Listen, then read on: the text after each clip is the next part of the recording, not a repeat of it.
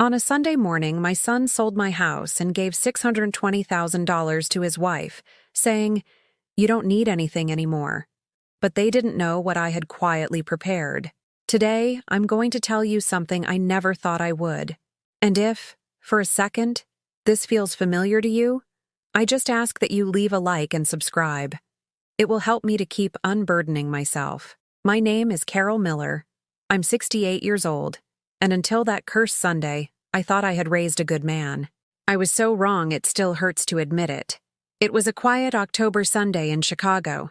The crisp air drifted through my kitchen window, the same window where I'd watched my son, Alex, grow up for 35 years. I was there, making my morning coffee, light and sweet, in my yellow floral housecoat that had seen more washes than my marriage had years. My worn-out slippers made that familiar shuffling sound against the linoleum that always calmed me. I thought life didn't have many more surprises for me at this age. Dear God, how wrong I was. I heard the wrought iron gate swing open with a force only used by people with bad intentions. It was my son, Alex, and his wife, Jessica. They were carrying suitcases, big ones, the kind you use for a permanent move. My heart started to beat in that way it only does when something terrible is about to happen. That feeling in the pit of your stomach that warns you your world is about to change forever. "Where are you two headed, honey?" I asked, trying to keep my voice from trembling, leaning on the kitchen doorway with a steaming mug of coffee in my wrinkled hands. "Here, Mom," Alex said without looking me in the eye, dragging a black suitcase that seemed to weigh more than my hopes. "We're going to live with you for a while." His voice sounded strange, hollow, like when he was a boy and had done something very, very wrong. Jessica immediately cut in, with that superior tone she'd always used with me since the day I met her 12 years ago. "Well, technically, this house isn't yours anymore, Carol. Alex sold it this morning. And with what we got, we did what's best for the family." The words fell on me like hammer blows, one after another. Each syllable was a nail driving into my chest. The mug slipped from my hands and shattered on the floor, staining my slippers with the coffee I had prepared with so much love, just as I had every morning for the last 40 years in that kitchen. "You sold my house?" I whispered, feeling my soul leave my body, the air turning thick, unbreathable. This house, my sanctuary, the place where I'd mourned my husband's death, where I'd raised Alex alone after he left me for a woman 20 years younger. The walls that held every memory of Christmases, birthdays, my grandchildren's first steps. The kitchen tiles I had picked out myself when we were young and believed forever meant exactly that. "Yeah, Mom. It was for the best. You don't need all this anymore," added my son, my only son, with a smile that didn't reach his eyes. "You're retired? You don't have many expenses? You live alone." It was wasted money. "I gave the $620,000 to Jess," he continued, looking at her with that lapdog expression he'd adopted since they got married. "She knows how to invest it properly. She's going to open her clothing boutique." My mind couldn't process what I was hearing. $620,000, everything I had in the world.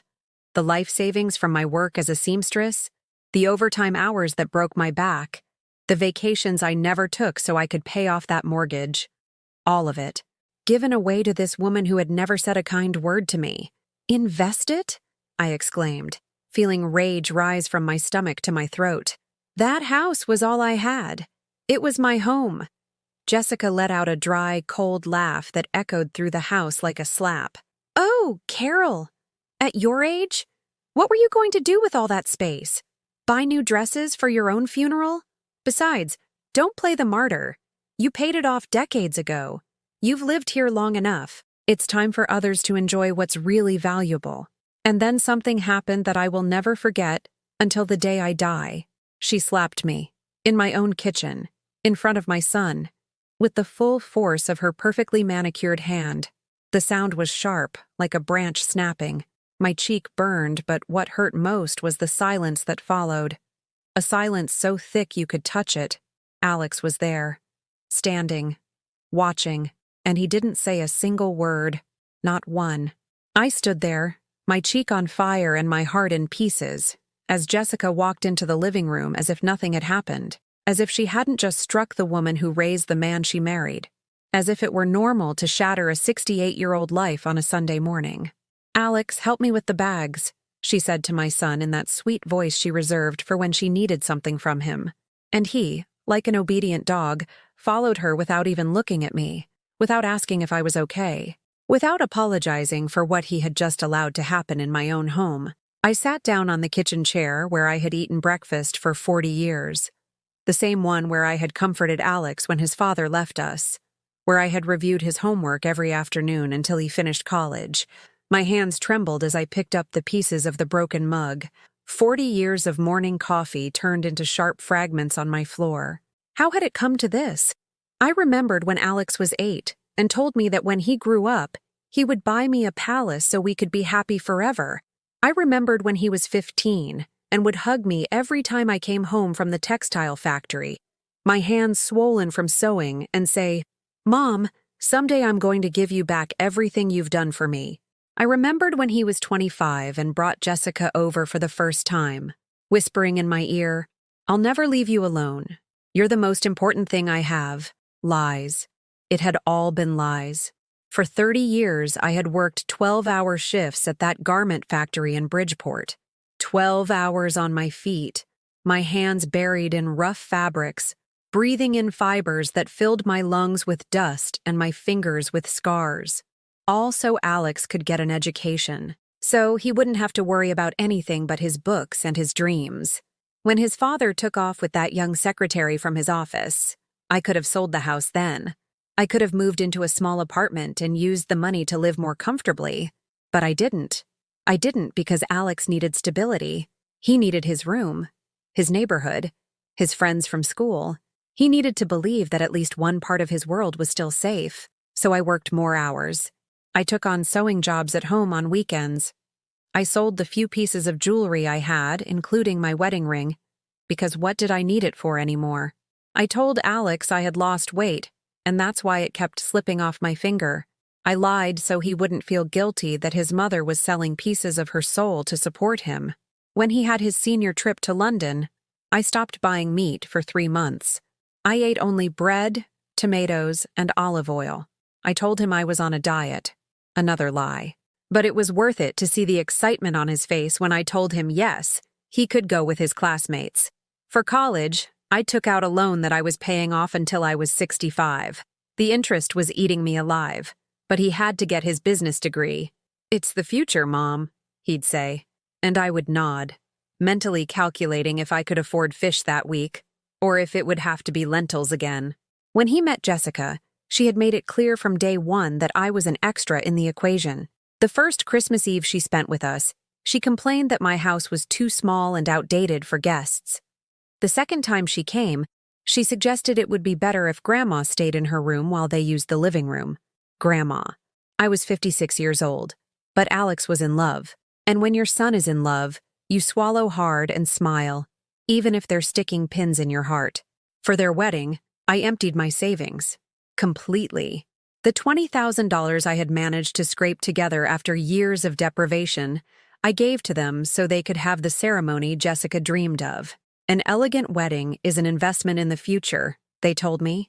I wore a 10-year-old dress and smiled in all the photos while my bank account read 0.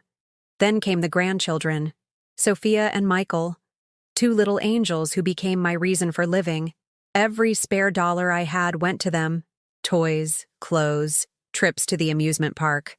I wore the same winter coat for 8 years so I could buy them new bikes every Christmas. When Jessica decided to stop working to focus on the family, guess who started helping with their condo mortgage?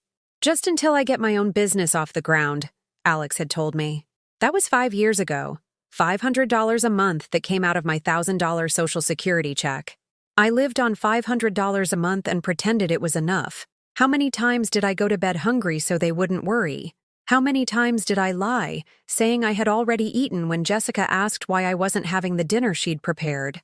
How many times did I pretend to be sick to avoid their family gatherings because I didn't have any decent clothes to wear?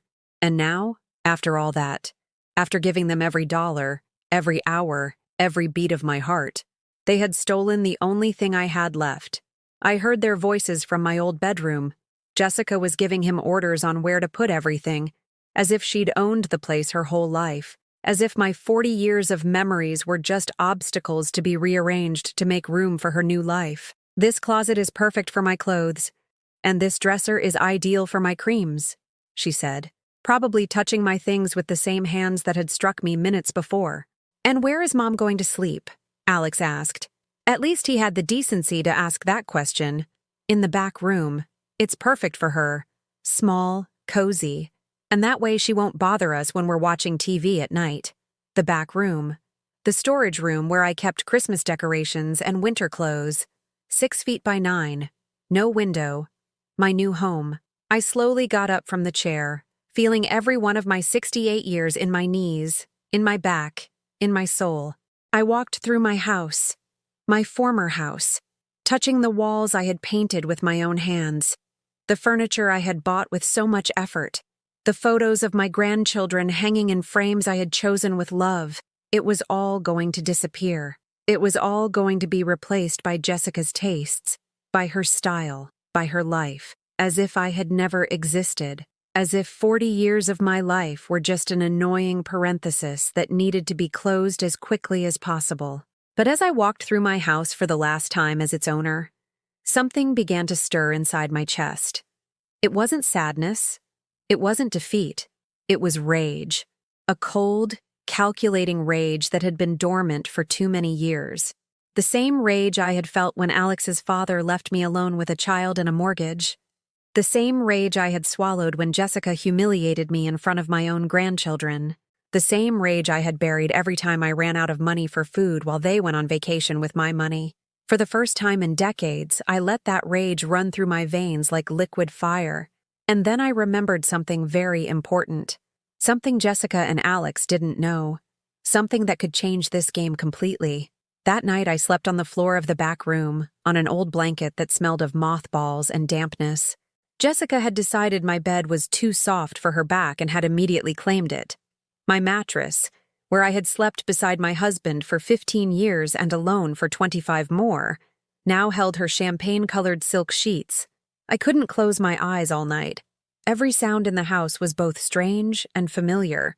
I heard Jessica laughing on the phone with her friends, telling them her big news. "It's about time the old lady understood her place," I heard her say through the too thin walls. "Alex is too soft with her, but I'm teaching him how to be a real man." At 6 in the morning, as I had done for 40 years, I got up to make breakfast. But Jessica was already in the kitchen, rummaging through my cabinets as if searching for buried treasure. "Carol, these mugs are hideous," she said, without even looking at me, tossing my breakfast mugs into a cardboard box. "And these plates are chipped. I'm throwing them all out." They were the mugs I had bought to celebrate Alex's first communion, the plates my mother had given me when I got married. The only things I had left of her after all these years. But I said nothing. I just watched her put my memories into trash bags as if they were garbage. "By the way," she added as she destroyed my dinnerware, "from now on, you'll be in charge of all the cleaning and cooking. It's the least you can do to pay for your stay here." My stay? In my own house. The following days were a descent into hell. They woke me at 5 in the morning so breakfast would be ready when they got up at 8. I had to clean the entire house, do their laundry, iron their shirts, and prepare lunch and dinner. And then, when I was finished, I had to disappear into my little room so as not to disturb their life as a couple. My grandchildren, Sophia and Michael, who used to run to hug me whenever they saw me, now ignored me completely. Jessica had filled their heads with lies. "Grandma Carol is a little crazy," she would tell them when she thought I wasn't listening. "That's why she lives in the little room. Old people sometimes get weird and you have to be careful with them." One afternoon, Michael cut his finger playing in the yard.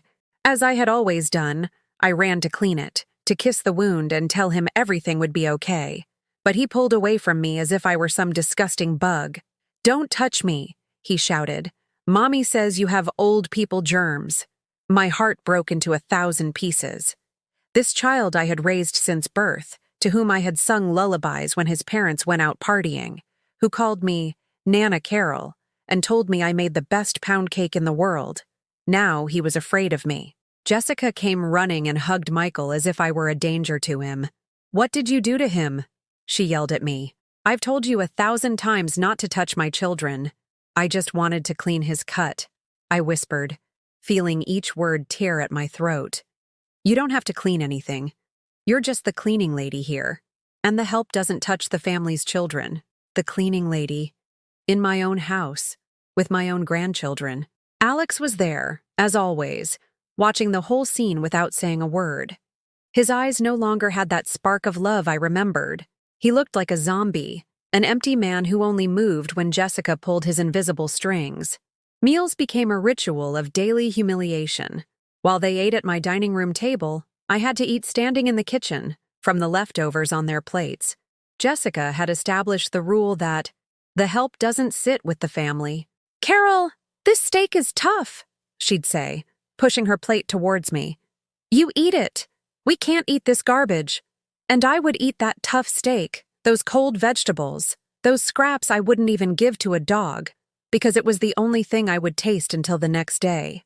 One night, after washing their dinner dishes, I found Jessica going through my things in the storage room. In her hands, she held an old photo of Alex and me at Myrtle Beach when he was 10. We were happy in that photo. "Poor, but happy. Why do you keep this junk?" she said, tearing the photo in half. "Alex isn't that ridiculous little boy anymore. He's a successful man now who doesn't need to remember those pathetic times." Seeing that photo torn in her hands was like watching my soul be destroyed. 40 years of memories, of love, of sacrifice, turned into trash by a woman who had never worked a day in her life. "Please," I begged, kneeling to pick up the pieces. "It's the only thing I have left of when we were happy." She laughed. She laughed at seeing me on the floor, crying over the pieces of my life she had shattered with her perfectly manicured hands. "Happy?" she repeated with disdain. "You call this happiness? Living like poor people? Alex is finally where he deserves to be. And you're just an annoying reminder of times best forgotten." That night, curled up on the cold floor of the storage room, with the pieces of the photo under my makeshift pillow, I made a decision that would change everything. I was no longer going to be the silent victim. I was no longer going to let them walk all over me as if I were less than nothing, because there was something Jessica didn't know, something even Alex had forgotten in his obsession to please his wife. When I helped Alex buy his first condo 15 years ago, I didn't just give him the money for the down payment. My lawyer, Mr. Frank Davis, a wise man who had been a friend of my late husband, had given me some very specific advice. "Carol," he had told me then, "children change when they get married. Sometimes they forget everything their mothers did for them. Sign this, just in case." It was a promissory note, a legal document stating that I had loaned Alex $50,000 for the purchase of his condo, with interest, with a due date, with all the necessary legal guarantees. At the time, it had seemed unnecessary. "Mr. Davis," I'd told him, "he's my son. He would never hurt me. I hope you're right, Carol, but paperwork is there to protect you when love isn't enough." That promissory note was tucked away in a metal cookie tin, hidden under some old blankets in the very room where they now forced me to sleep. For 15 years it had been there, forgotten, waiting. Now I was going to remind my son that some debts are never forgotten, and that his mother was not as helpless as he thought. Jessica had made a very big mistake in underestimating me. She was about to find out that old Carol had claws, and when a 68-year-old Chicago mother decides to fight, there's no force on earth that can stop her. The next morning, while Jessica slept until 10 like a princess and Alex had left early for work to avoid looking me in the eye, I left the house for the first time in 2 weeks. I had a mission. I walked the streets of my neighborhood, Bridgeport, which I knew like the back of my hand. Every corner had a story. Every doorway had seen my life pass by for 4 decades. But now everything seemed different, as if I were seeing my world through the eyes of a new woman. A woman who was no longer going to let herself be trampled. Mr. Frank Davis's office was on South Halsted Street, in an old building with a cage elevator that creaked like my knees. It had been 15 years since I'd seen him, but he was still there, grayer, more wrinkled, but with the same intelligent eyes that had saved me so many times when my husband was alive. "Carol Miller, he said when he saw me enter, rising from his dark wood desk covered in files. How many years has it been? You look different. Mr. Davis, I said, feeling my voice tremble despite my determination. I need your help. I think the time has come to use that promissory note you had me sign 15 years ago. His eyes lit up with a mixture of sadness and understanding. He settled into his worn leather chair and gestured for me to sit across from him. Tell me everything, Carol, from the beginning. And I told him everything. The sale of my house without my knowledge, the $620,000 given to Jessica, the slap, the humiliations, the storage room, eating on the floor, my grandchildren who no longer recognized me as their grandmother. Every word that came out of my mouth was like pulling thorns that had been stuck in my heart for months. Mr. Davis listened in silence, taking occasional notes, nodding with that expression old lawyers get when they've seen too much human wickedness. Carol, he said when I finished, taking off his glasses to clean them slowly. What you're telling me isn't just ingratitude. It's financial abuse, misappropriation of funds, and elder abuse. Your son and his wife have committed several crimes. I just want to get back some of what was mine, I said. I don't want to destroy Alex, but I can't go on living like this. I don't deserve this. Of course you don't, he replied firmly. And that promissory note you have is your salvation. With 15 years of accumulated interest, your son now owes you $127,000. $127,000. The number floated in the air between us like a promise of justice. And if he can't pay, I asked, then we'll have to seize his assets, starting with that condo he bought with your money.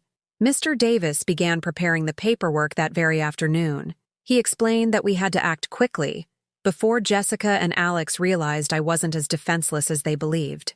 When I returned home, it was already dark. Jessica was on the couch watching TV, a glass of wine in her hand, with my grandchildren playing on the floor. The scene looked perfect, a happy family enjoying their home, except it was my home, bought with my savings, and I was excluded from that happiness as if I were a ghost. Where have you been?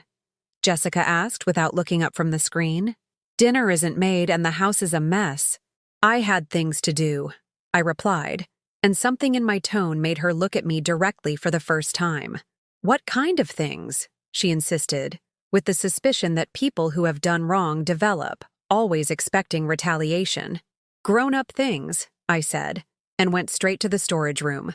That night, I heard Jessica and Alex arguing in low voices in my old bedroom. I couldn't hear the exact words, but the tone was one of concern.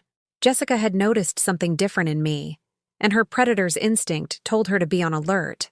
The next few days were strange. For the first time in weeks, I had a secret. For the first time in months, I had power. Mr. Davis had given me a copy of the promissory note, and every time Jessica yelled at me or humiliated me, I would touch the folded paper in my housecoat pocket and smile inwardly. Friday morning, the moment I had been waiting for arrived. The mailman brought a certified letter addressed to Alex Miller. It was the lawsuit. My son would have to sign for it, and then he would know that his mother wasn't as foolish as he thought. I was washing the breakfast dishes when I heard the doorbell. Jessica went to answer, still in her pajamas with her perfect curls and the spoiled child face she used to get everything she wanted. Alex Miller? The mailman asked. He's not here. I'm his wife. He has to sign for it personally. When Alex got home that night, the letter was waiting for him on the entryway table. I pretended to be busy preparing dinner, but from the kitchen, I could see him tear open the envelope with nervous fingers. His face changed color 3 times as he read. First, he turned pale, then red with anger, then pale again until he was ashen gray. What is it? Jessica asked, snatching the papers from his hands. I heard her read aloud. Lawsuit for collection of debt, past due promissory note, $50,000 plus interest.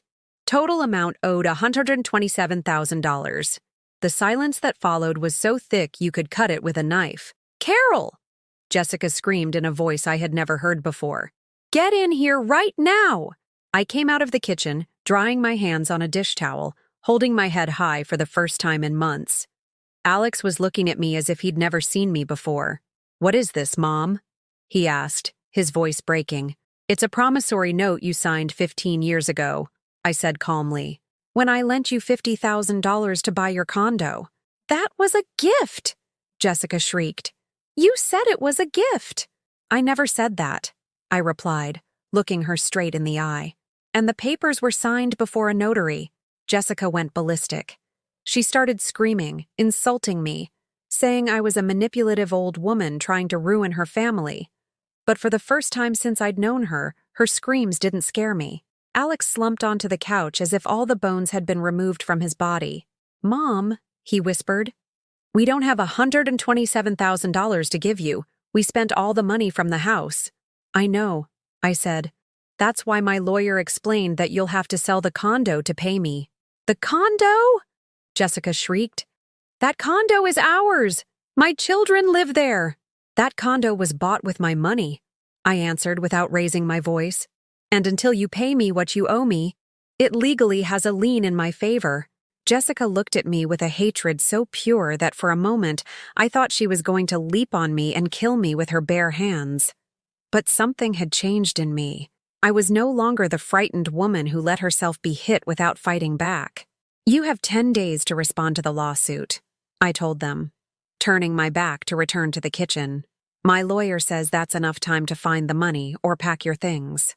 As I finished preparing the dinner that I knew I would eat alone that night, I heard Jessica alternately crying and screaming, while Alex remained silent, probably realizing for the first time that he had completely underestimated the woman who gave him life. The following days were like living in the eye of a hurricane. Jessica had completely lost her composure and paced the house like a caged animal, screaming on the phone to anyone who would listen about the manipulative witch she had for a mother-in-law. The first morning after the lawsuit, she woke me at 5, pounding on the storage room door with her knuckles until they were raw. "Get out here, you snake," she yelled from the other side. "We're going to talk like civilized people." When I opened the door, I was met with a completely different Jessica. Her hair was a mess, her eyes were swollen from crying, and she wore that fake smile desperate people use when trying to convince you of the impossible. "Carol, honey," she said in a syrupy voice that sent shivers down my spine, "I think there's been a terrible misunderstanding. Sit here with me and let's talk like the intelligent women we are." She gestured for me to sit on my own sofa, the same one she had forbidden me from sitting on for weeks. The irony was so thick I almost laughed. "Look, Carol," she continued, sitting beside me and trying to take my hand, "I know we've had our differences, but we're family, and family forgives each other, right?" I pulled my hand away from hers as if it were poison. "Family?" I asked. "Is this how you treat your family? By hitting them and making them sleep on the floor?" Her face tightened for a second, as if she'd bitten into something sour, but she quickly recovered her mask of false sweetness. That was all a misunderstanding, Carol. I was stressed with the move, with all the changes. You know how we women are. Sometimes we say things we don't mean. And the slap was a misunderstanding too? Jessica turned beet red, but she kept trying. "Carol, please, think about your grandchildren. Sophia and Michael adore you. If you take our home away, where will they live? On the street?" There it was. She was playing her cruelest card. She knew my grandchildren were my weakness, my most vulnerable point. For a moment, just one moment, I felt my determination waver. But then I remembered Michael's face when he told me I had old people germs. I remembered Sophia ignoring me as if I were invisible. I remembered that it was Jessica who had filled their heads with lies about me. "Your children," I said, emphasizing your, "are not my responsibility. They are yours and Alex's.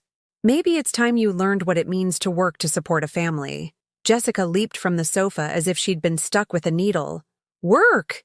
You're telling me to work? I dedicate myself to my family. I am the heart of this home." The heart of the home that spends $620,000 on whims, while her mother-in-law eats leftovers on the floor. She was speechless for the first time since I'd known her. She'd been caught, and she knew it. That same day, Alex came home from work earlier than ever. He had that gray face of a man who has lost sleep thinking about numbers that don't add up. He sat across from me in the kitchen. in the same chair where he ate breakfast as a boy. "Mom," he said, his voice cracking, "I've been running the numbers. We don't have the money." "I know. I've talked to the bank. We could try for a loan, but with our current debts, they won't give it to us." I remained silent, letting the weight of reality fall on him like a tombstone. "Mom, please," he continued, and for the first time in months I saw tears in his eyes. "I know we made mistakes. I know Jessica has been hard on you, but we're your family. I'm your son. You were my son," I said, and every word hurt me like a stab wound. The son I raised would have defended me when his wife hit me in my own house. I didn't know how to react. It all happened so fast. Alex, you'd been watching her humiliate me for weeks. How she treated me like a maid. How she turned your children against me. And you didn't say a single word. He put his face in his hands and started to cry. Just like when he was little and had misbehaved at school. But this time, his tears didn't move me. I had shed too many tears myself to have any compassion left. "What do you want me to do, Mom? Tell me what I have to do to fix this. I want you to sell the condo and pay me what you owe me. But if we sell the condo, we'll have nowhere to live." "You should have thought of that before you sold my house without asking me." The next few days were a continuous spectacle of emotional blackmail. Jessica had moved from false sweetness to blatant manipulation. She would bring the children to the storage room to make me watch them cry and feel guilty. "Look, Michael," she'd say to my 8-year-old grandson, "Nana Carol is going to take our house away. We're going to have to live on the street because of her." Michael would look at me with those big, confused eyes that broke my heart. "Why, Nana? Why don't you love us anymore?"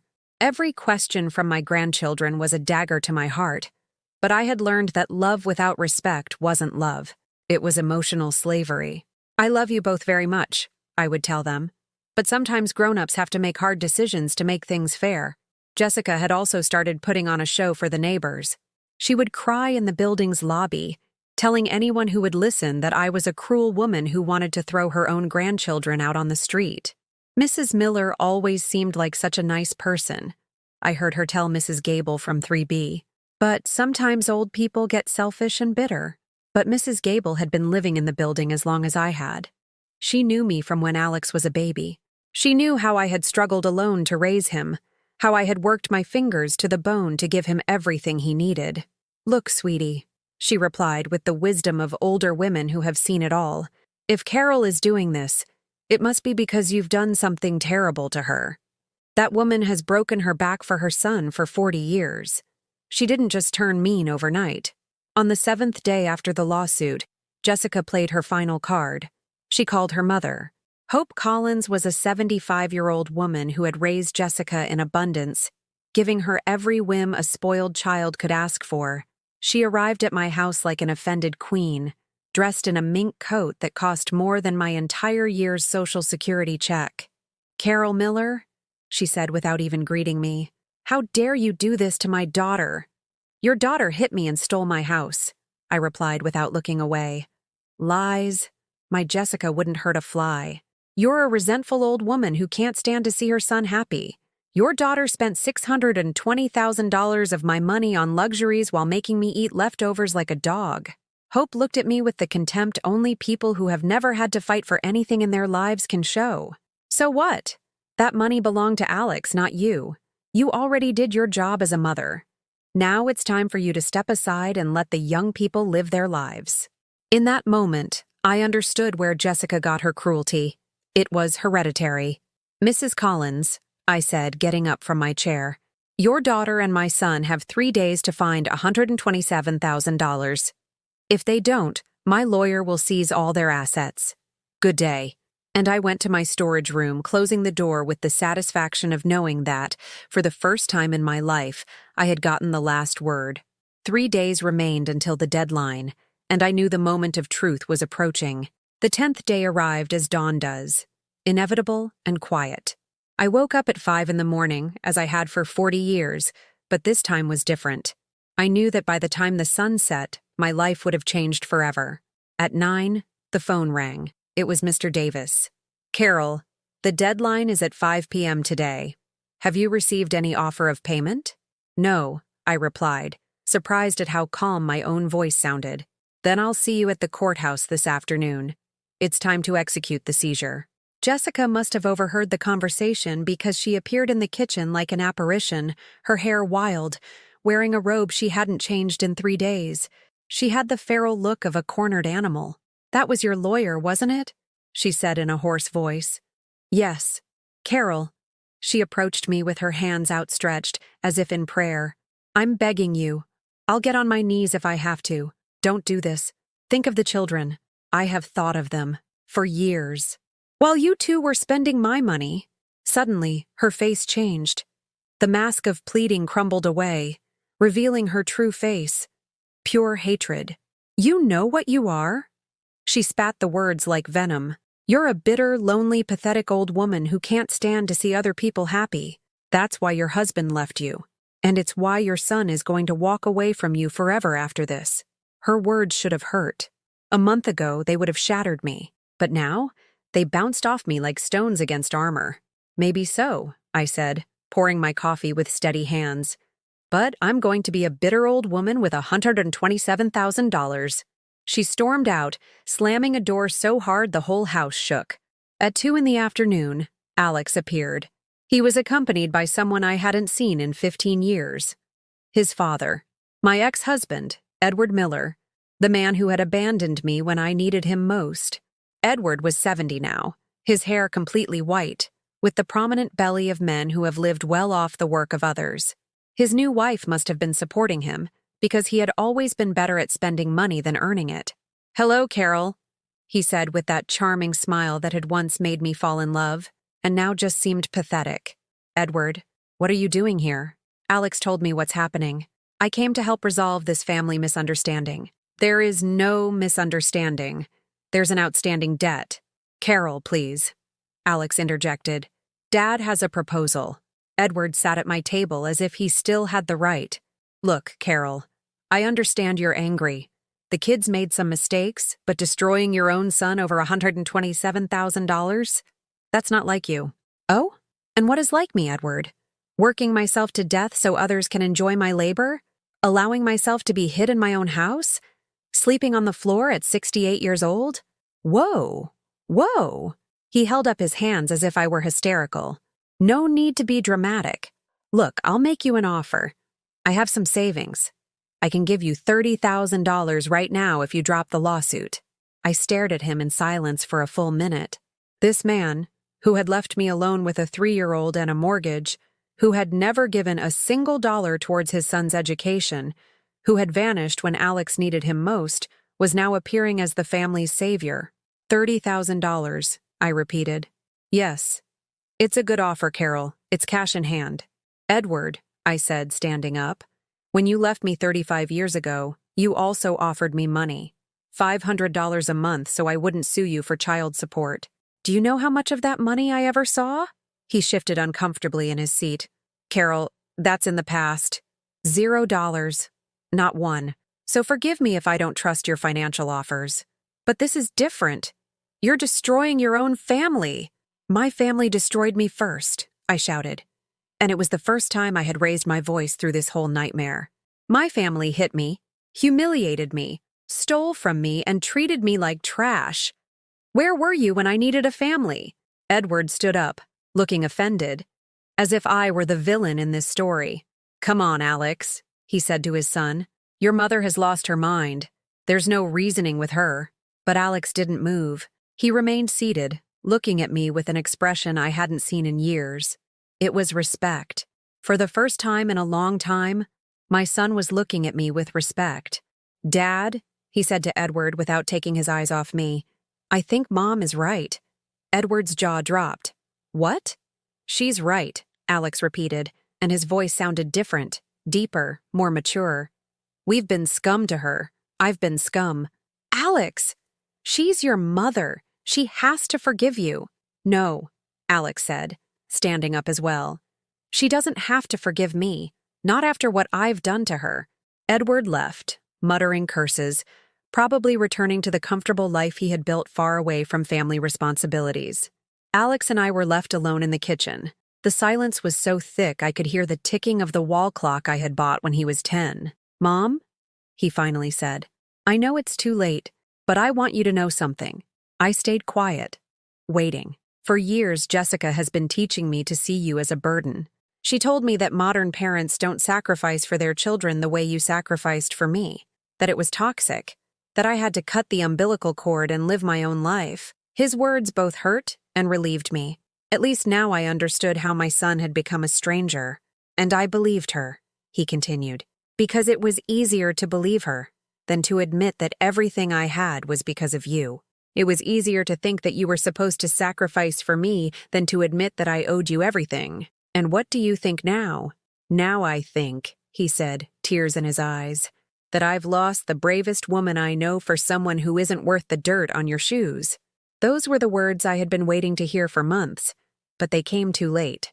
Alex, I said, your acknowledgement does me good, but it doesn't change anything. The damage is done. I know, he nodded. I just wanted you to know that when I leave here, I'm going to divorce Jessica. And your children? I'll fight for them. But I won't stay married to a woman who is capable of hitting my mother. At 5 o'clock sharp, I was at Mr. Davis's office. At 5:05 officially, all of Alex and Jessica's assets were seized. Their condo, their car, their bank accounts. Everything they had bought with my money now legally belonged to me until the debt was paid. That night, when I returned home, Jessica was gone. She had taken the children and disappeared, probably to her mother's house. Alex was alone in the living room with 2 suitcases at his feet.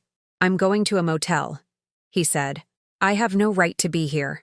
Alex, I said, and for the first time in months, I felt a flicker of compassion for him. You can stay on the couch until you find something. Why would you do that? Because, I said, walking towards my old bedroom that was finally mine again.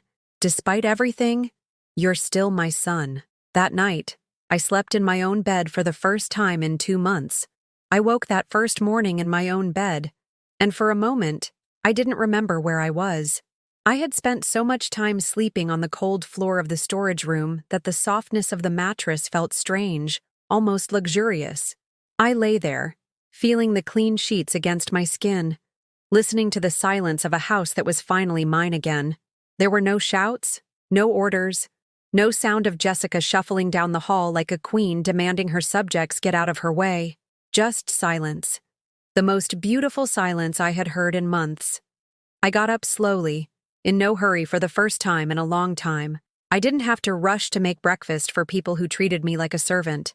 I didn't have to clean the house before they woke up to avoid snide remarks about my laziness. In the kitchen, I made myself a coffee, light and sweet, and sat at my table, in my chair, with the peace of knowing no one was going to shove my mug aside to place theirs in the center, as if it were more important. Alex had slept on the couch. When he woke up, around 8, he looked at me with a mixture of shame and hope that reminded me of the boy he had been 30 years ago. Good morning, Mom, he said in a hoarse voice. Good morning. He went to the coffee pot and poured himself a cup, but instead of sitting with me, he stood leaning against the counter. He no longer felt he had the right to take up space at my table. Mom, I wanted to ask, what are you going to do now? It was a question I had asked myself all night. For months I had fought just to survive, to keep my dignity, to not sink completely. But now that I had won, now that I had my power back, what was I going to do with it? I don't know, I answered honestly. It's been so long since I've thought about what I want to do that I've almost forgotten what it's like to have my own desires. Alex nodded, as if he understood exactly what I meant. Jessica took the kids to her mother's, he said. I don't know when I'll see them again. For a moment, my grandmother's heart ached. Sophia and Michael were still my grandchildren, despite everything. But then I remembered Michael's fearful face when I tried to clean his cut. I remembered how Sophia had ignored me as if I were invisible. And I understood that I had to let go of that pain too. The children will come back when they're ready, I said. Or they won't. But I can't live my life waiting for others to decide to love me. Over the next few days, Alex became a quiet, respectful presence in the house. He left early for work, came back at night, ate dinner in silence, and went to bed on the couch without making a fuss. It was like having an extremely polite tenant who understood he was there out of charity, not by right. One morning, while eating breakfast alone as I had learned to do, I made a decision that surprised even me. I was going to travel. I had never traveled alone in my life. When I was married, we went on vacation to the same old places: Myrtle Beach in the summer, my in-laws' house in rural Pennsylvania for Christmas. After the divorce, I had neither the money nor the time to think about vacations. And during the Jessica years, any extra money had gone to satisfying her whims. But now, I had $127,000 and 68 years of life without ever having done a single thing just for myself. That afternoon, I went to a travel agency on Michigan Avenue. The young woman who helped me couldn't have been more than 25 and looked at me with that mix of respect and curiosity that older women inspire when they ask for unexpected things. "And where would you like to go?" she asked. "Somewhere I've never been before," I replied. She showed me brochures for Mediterranean cruises, European tours, organized trips for seniors, but none of it excited me. They seemed like vacations for people who had been traveling their whole lives and were just looking for comfort. "What about Japan?" she asked, showing me a brochure with golden temples and perfect gardens. Japan, a place so different from Chicago, so far from everything I knew, that the idea made me both dizzy and thrilled. "Tell me more," I said. 2 weeks later, I had the ticket in my hands. A 3-week trip to Japan, including flights, hotels, and a few tours. It cost more money than I had spent on myself in the last 10 years combined, and for the first time in decades, it didn't make me feel guilty. When I told Alex about the trip, he was silent for a full minute. "Japan?" he finally repeated. "Japan. Mom, that's really far. And you don't speak Japanese." "Alex," I said, pouring myself another cup of coffee because I could without anyone telling me I'd had enough. "I've spent 40 years speaking English and the people around me didn't listen. I don't think language is the biggest barrier to communication." He laughed. For the first time since this nightmare began, I saw my son laugh at something I said. "You're right," he admitted. "When do you leave?" "Next week." "So soon?"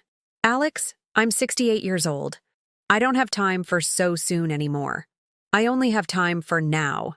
The week before the trip was the strangest of my life. For the first time I could remember, I focused exclusively on myself. I went shopping for new clothes, not because I needed them, but because I wanted to.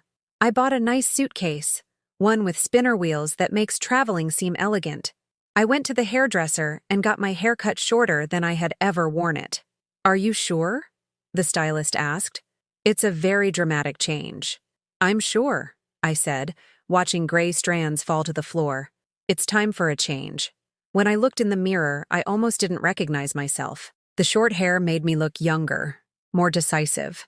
I looked like a woman who knew what she wanted and wasn't afraid to get it. Alex was waiting at home when I returned. "Mom," he said when he saw me, "you look different." "Different how?" "I don't know. More you, like you've been hiding for years and finally came out." That night, as I was packing for Japan, Alex appeared at my bedroom door with something in his hands. "Mom, I wanted to give you this before you go." It was a white envelope with my name written in his handwriting. "What is it?" "A check. It's not everything I owe you, not even a small part. But it's a start. I've taken every extra shift they'll give me at work. I'm going to pay you back every dollar, Mom. Not because the law is making me, but because it's the right thing to do." I opened the envelope. It was a check for $2,000. "Alex, you don't have to—" "Yes, I do," he interrupted. "I have to. Not just for you, but for me. So I can look at myself in the mirror again and recognize the man I want to be." I stared at the check for a long time. It wasn't the money that moved me, but what it represented. My son was back. "Thank you," I said, and I hugged him for the first time in months. "No, Mom. Thank you. For not giving up on me. For showing me I can still be better than I was." The night before my trip, I couldn't sleep, but it wasn't from nerves. It was from pure excitement. At 68 years old, I was about to begin the first real adventure of my life. When I got up to go to the airport, Alex was already awake, waiting for me in the kitchen with a cup of coffee and a smile I hadn't seen in years. "Ready to conquer the world, Mom?" "Ready," I said, and for the first time in a long time I truly was.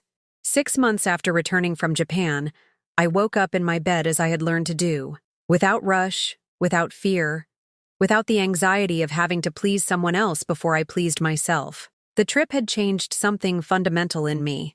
I had spent 3 weeks walking through silent temples, trying food I couldn't pronounce, smiling at people who didn't speak my language but treated me with a politeness I had forgotten existed. I had been just Carol, not someone's mother, not someone's mother-in-law, not someone's grandmother, just me. And I had discovered that just me was enough. Now every morning when I got up, I looked in the bathroom mirror and smiled at the woman looking back at me.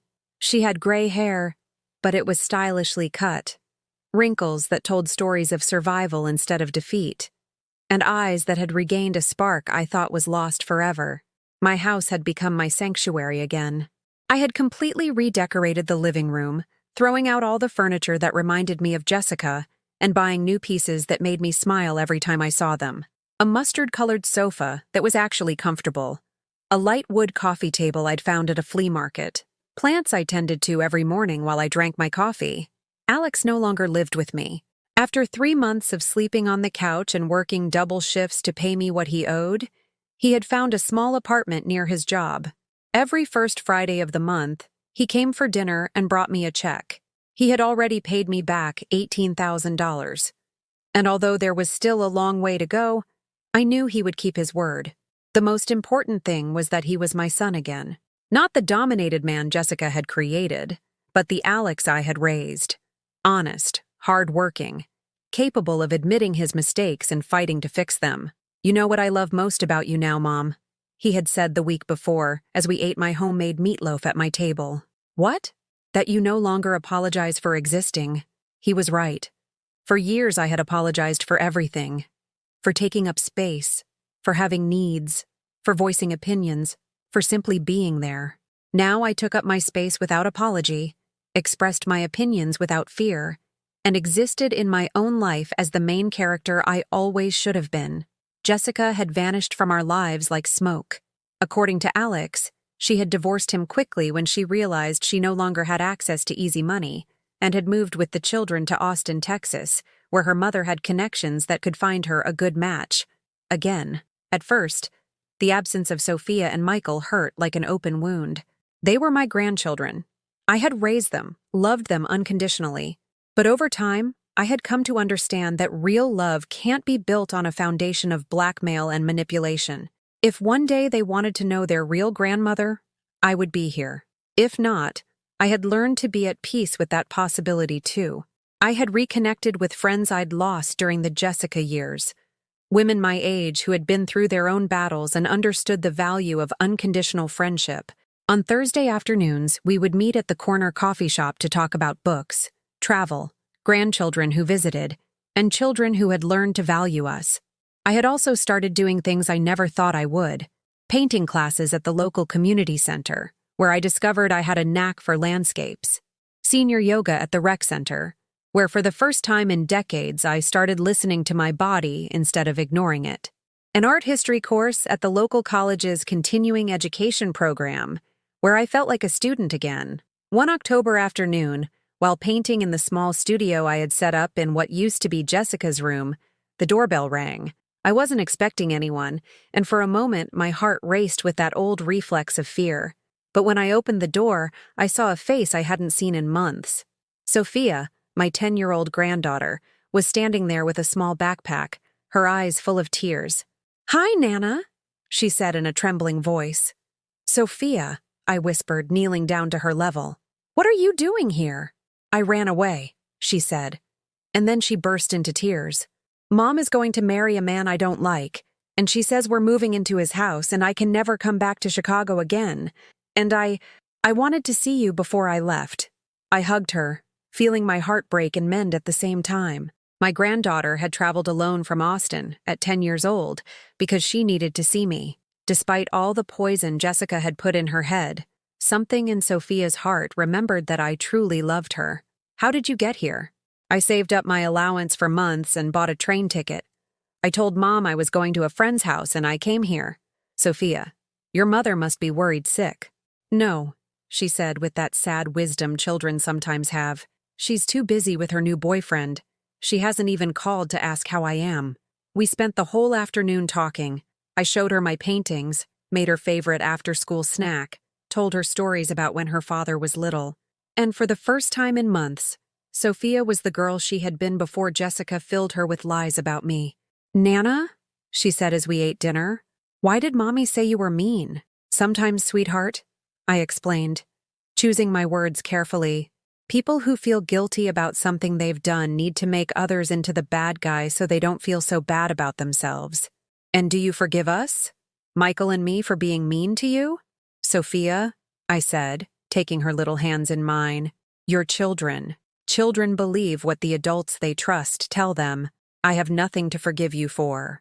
That night, I called Jessica. The conversation was tense but civil. I explained that Sophia was with me, that she was safe, and that I would personally bring her back to Austin the next day. "I don't want you filling my daughter's head with lies about me," she said. "Jessica," I replied with a calmness that surprised me, "I don't need to speak ill of you. Your behavior speaks for itself." The next day, I took Sophia back to Austin. The train ride was beautiful, watching the landscape pass by as my granddaughter told me her dreams and her fears. When we arrived at the station, Jessica was waiting with a sour look on her face. "Sophia, get in the car," she ordered without even greeting me. But before she left, Sophia hugged me tightly and whispered in my ear, "I love you, Nana. And when I'm older, I'm going to come visit you all the time." Jessica and I were left alone on the platform. "Carol," she said, "I want you to know I'm going to do everything I can to make my children forget you." "Jessica," I replied, "you can try, but true love is never forgotten. And one day, when your children are older, they will understand the difference between the one who truly loved them and the one who used them to hurt others." That was the last time I spoke to Jessica, and the last time I cared what she thought of me. Now, as I write this in my studio filled with paintings and plants, with a cup of green tea I learned to love in Japan, I can say that I have found something I thought I had lost forever: peace. It's not the peace of resignation or defeat. It's the peace of knowing who I am, what I'm worth, and what kind of love I'm willing to accept in my life. At 68, I learned that it's never too late to stand up for yourself. That family who doesn't respect you isn't really family. That money can be a tool for justice when used correctly, and that reclaimed dignity is worth more than any fortune. Next week, I'm traveling again, this time to Ireland. Alex told me he's proud of his globe-trotting mother, and for the first time in decades, I'm proud of myself too, because in the end, the best revenge isn't the money I got back or the lawsuit I won. The best revenge is this: being happy, despite everything they tried to take from me. Have you ever experienced something like this? Do you know someone who has gone through a similar situation where their family didn't value them as they deserved? Tell me about it in the comments. If this story touched your heart, give it a like and subscribe to the channel. Your support helps these stories reach someone who might need to hear them today.